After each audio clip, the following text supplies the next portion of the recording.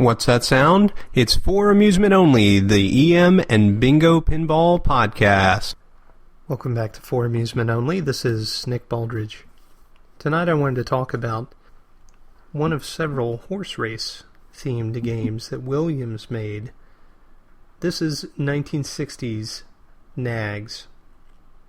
Now in 1951 Williams made another game called Nags, and it used one of the unique mechanisms in this game.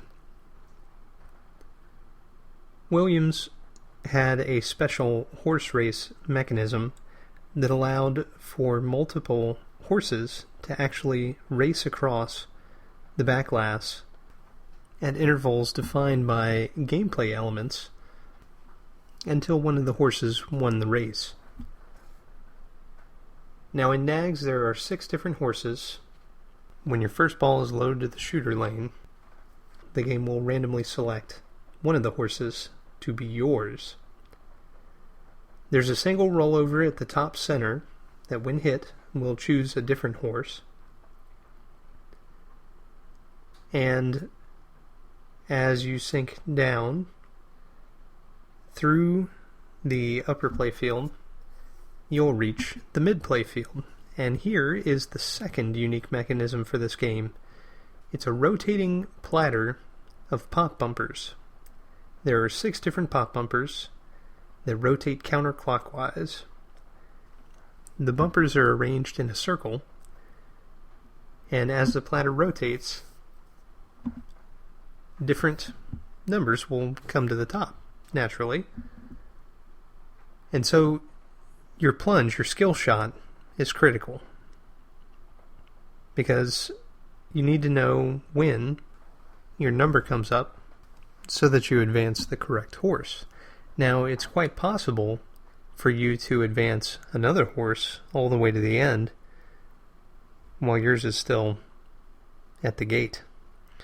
But the interesting thing about this game is that it's pretty equal opportunity, right? Because of the rotating turntable, each of the bumpers advances one of the 6 horses. And so, if you advance, say, number 6 3 times, perhaps you advance number 2 5 times. And it's all in how the ball bounces in that platter area as it's turning and then falls out. So once it falls out of this area, the only way to advance horses is through one of the gates that are located on the outside of the flippers at the bottom. That's right, this game has flippers with which you can shoot back up into the pop bumper platter. But if you don't, there are 3 different out lanes beside each of the flippers, one of which will advance each horse. Now this game is set up in such a way that you can earn multiple replays, and how many replays you earn is actually dependent upon how many balls it takes you to get your horse to the end. So if you have a winning horse that gets to the end in 1 ball, the operator could choose to award 5 replays or 10 replays. If you get there in 2 balls, it's 5 replays, 3 balls, 2 replays, 4 or 5 balls, 1 replay. There are also score thresholds, which can award replays. By default, 6, 7, or 800 points, but another factory default would be 3, 4, or 500 points. There were 2 different instruction cards for this. And then there was the ever-popular Write Your Own Entry In card. Now it's worth noting that the score counter, the score reels for this game, there are only 3. There's no thousands score. And your typical point value of any given switch on the playfield is 10 points. So, again, the main way that you're going to win is by advancing your horse all the way to the end.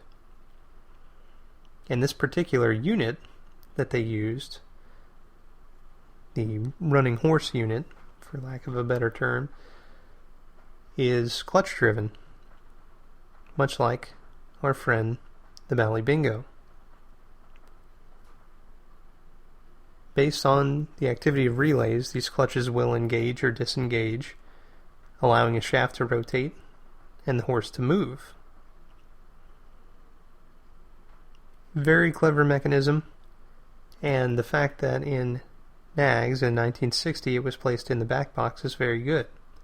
Williams also used this same mechanism on the playfield on a couple of games, but mainly they used this in the back box in the same spot that they used it in this 1960 Nags.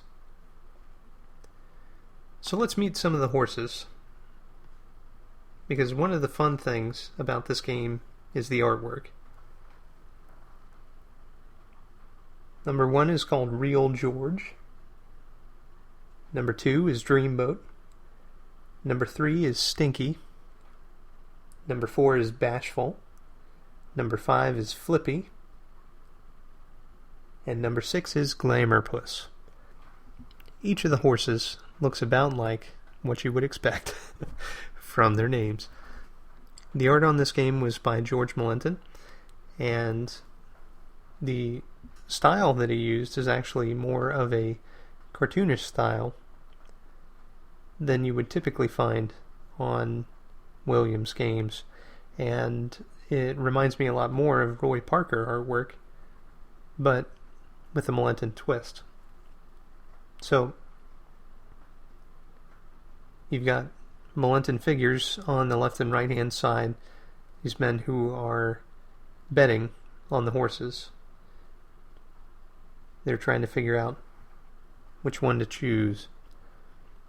Up at the top above the actual horse race, you've got a jockey and a horse in the winning horseshoe with whips crossed across the score reels. On the left hand side you've got a hat, a jockey cap, which lists the ball in play. On the right hand side you have game over, and in the hat you have a credit window. Now the horse race itself is actually a little cardboard diorama, and it's a grandstand with a tarp over top.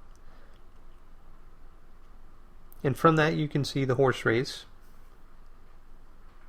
with its start and finish line, and each of the horses match the color indicated for that selection, which is a bit of a stroke of genius, because if they were all, say, brown or all white or all black, it would be very difficult to know which horse was actually leading at a glance. The playfield artwork is also very fun. You've got people shouting and cheering as the horses run past, with jockeys on their backs, and each of the horses also represented by their color. The rotating platter, each of the bumpers has the number, and it says advances number hoss. But in the center you have each of the horses' kind of headshots up there, which gives you another indication of which horse will actually move with a bumper hit. I think the whole layout is very clever and really helps the player to visualize what they're going to do when they hit specific targets or specific bumpers. It also helps the player to understand that, say, they have the pink horse and it's going to win or not. The cabinet has a base coat of yellow with pink stenciled horses and jockeys, green posts, pink fencing, and on the back box you have flags. Very attractive art package, and again, very different from the artist's normal work in pinball. I've never had the pleasure of playing a Nags, but it sure looks like fun to me, And with that rotating mechanism and the horse racing mechanism in the back box, it looks like a ton of fun, and it would be a great game to play with multiple people. One other interesting note about the rotating mechanism with the pop bumpers, there was an adjustment inside, a Jones plug adjustment, that would allow that turntable to rotate after the game had finished, as well, to attract player attention. This is a very early attract mode for a game, which of course is a very commonplace thing now. Modern games will talk to you after the game is finished. They'll ask you for money. They will flash lights. They will play extra music. They'll do all kinds of things to try and get you over there to put in money. Well, if this motor's just running constantly, it's also attracting you. You see movement. You want to see what's happening. I think that also is a stroke of genius. Now, the fact they made it adjustable was also wise, because some operators are going to want to conserve the motor. They're going to want to save it. But the hardest thing on any motor is simply turning it on and off. Turning it on is actually the hardest thing that it has to do. So, being able to allow it to run constantly is actually probably not a bad thing at all. Assuming that you're making some money on the game. Well, one of the interesting things about this game is the lack of sound. There are actually no bells or chimes. There's a knocker that sounds when you win, but that's it. That's all for tonight. Thank you very much for joining me. My name again is Nick Baldridge. You can reach me at foramusementonlypodcast@gmail.com, or you can call me on the Bingos line. That's 724-BINGOS1, 724-246-4671. You can listen to us on iTunes, Stitcher, Pocket Casts, via RSS, on Facebook, on Twitter at Bingo Podcast. You can follow me on Instagram, also at Bingo Podcast, or you can listen to us on our website, which is foramusementonly.libsyn.com. Thank you very much for listening, and I'll talk to you next time.